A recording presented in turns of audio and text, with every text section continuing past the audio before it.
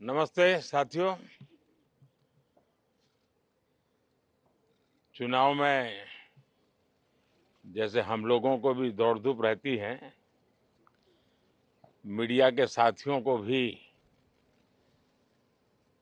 बहुत परिश्रम करना पड़ता है, रात दिन दौड़ना पड़ता है, अलग अलग लोकेशन को कवर करना पड़ता है। तो आप लोगों ने भी बहुत कष्ट उठाया है। मैं आशा करता हूं कि मीडिया जगत के सभी साथियों का स्वास्थ्य अच्छा रहा होगा और पिछले एक आध सप्ताह का जो विराम मिला है उसके कारण भी अब आप फ्रेश होकर के फिर से मैदान में आए होंगे।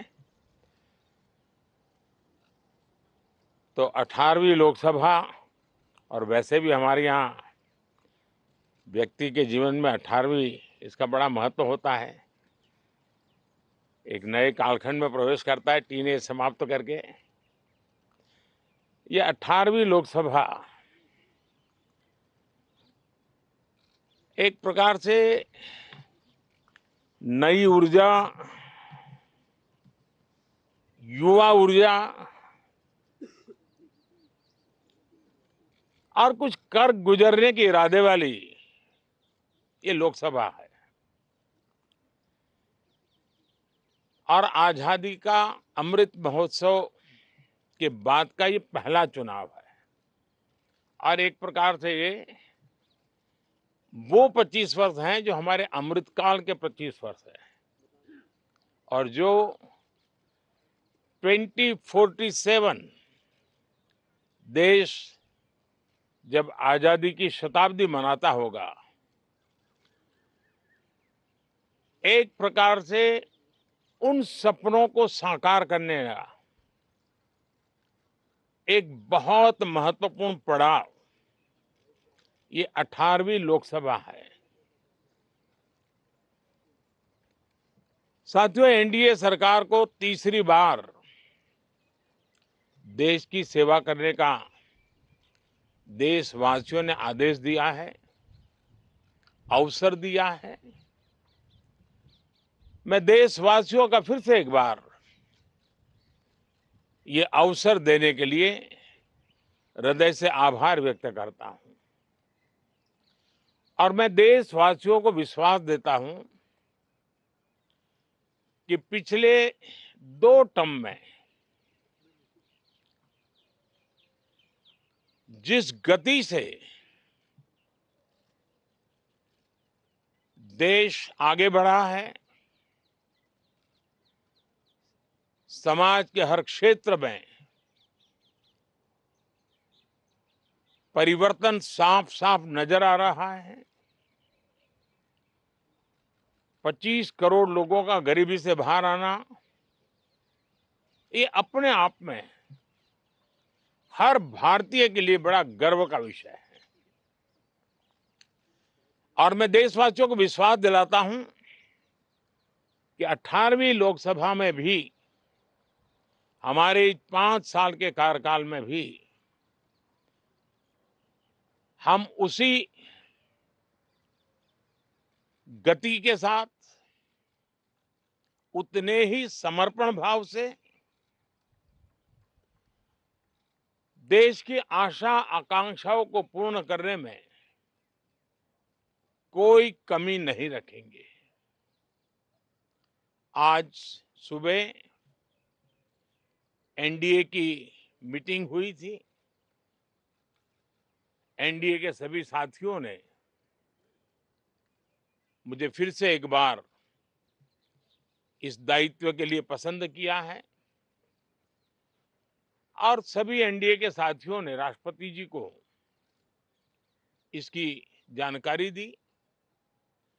और राष्ट्रपति जी ने मुझे अभी बुलाया था और मुझे प्रधानमंत्री डेजिग्नेटेड के रूप में काम कर एक नियुक्ति दी है। और मुझे शपथ समारोह के लिए और मंत्रिपरिषद के सदस्यों के सूची के लिए उन्होंने सूचित किया है। मोटे तौर पर मैंने राष्ट्रपति जी को कहा है कि हमें 9 तारीख शाम को सुविधा रहेगी। अब बाकी डिटेल तो राष्ट्रपति भवन वर्कआउट करेगा और हम तब तक मंत्रिपरिषद की सूची राष्ट्रपति जी को सुपुर्द करेंगे। उसके बाद शपथ समारोह होगा। साथियों, सरकार एनडीए की एक प्रकार से एनडीए 1, एनडीए 2 और एनडीए 3 ये एक निरंतरता है और हमारे संकल्पों को लेकर के, सुशासन के प्रति हमारी प्रतिबद्धता को लेकर के और देश के सामान्य जन के सपनों को पूरा करने के प्रयास के रूप में इस निरंतरता को हम और अधिक ऊर्जा के साथ और अधिक व्यापक विजन के साथ आगे बढ़ाएंगे और समय सीमा में लक्ष्यों को प्राप्त करने का हमारा प्रयास रहेगा। 2014 में मैं बहुत नया था। मुझे अब एक लंबे समय तक इस कार्य का अनुभव मिला है, हमारी टीम को अनुभव मिला है और इसलिए हमारे लिए अब तुरंत ही काम को आगे बढ़ाना बहुत ही सरल रहने वाला है और इस अनुभव का लाभ भी देश की सेवा करने में मिलने वाला है। इन 10 साल के कार्यकाल के दरमियान भारत की वैश्विक जो छवि बनी है, दुनिया के लिए एक विश्व बंधु के रूप में भारत उभरा है, इसका मैक्सिमम एडवांटेज अब शुरू हो रहा है और मुझे पक्का विश्वास है ये 5 वर्ष वैश्विक परिवेश में भी भारत के लिए बहुत उपयोगी होने वाले हैं। दुनिया अनेक संकटों से गुजर रही है, अनेक तनावों से गुजर रही है, अनेक आपदाओं से गुजर रही है। ऐसी विकट परिस्थिति दुनिया ने बहुत लंबे अरसे के बाद देखी है। हर देश इन सारी समस्याओं के बीच अपने आप को बचाए रखना, बढ़ाते रहना, चुनौतियों का डगर डगर पे सामना कर रहा है। हम भारत वाले लोग, हम भारतवासी खुद नसीब हैं कि इतने बड़े संकटों के बावजूद भी हम आज विश्व की सबसे तेज गति से बढ़ने वाली इकोनॉमी के रूप में जाने गए हैं। ग्रोथ के विषय में भी दुनिया में हमारी वाहवाही हो रही है। अब एक स्टेबल गवर्नमेंट मिलने के कारण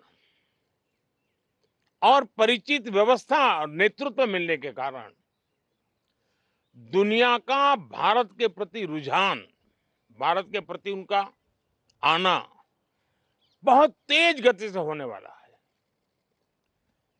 और मुझे विश्वास है कि देश के सभी राज्यों को इसका लाभ मिलेगा। देश की युवा पीढ़ी को सबसे ज्यादा लाभ मिलेगा। विकास के नए ऊंचाइयों को छूने में एक वैश्विक भागीदारी का वातावरण आने वाले 5 साल में बनने वाला है। तो इसी संकल्पों और आदर्शों के साथ हम आगे बढ़ेंगे। मैं राष्ट्रपति जी का हृदय से आभार व्यक्त करता हूं कि एक बहुत बड़े महत्वपूर्ण दायित्व के लिए उन्होंने मुझे निमंत्रित किया है। आप सबका भी दोस्तों बहुत बहुत धन्यवाद। Thank you.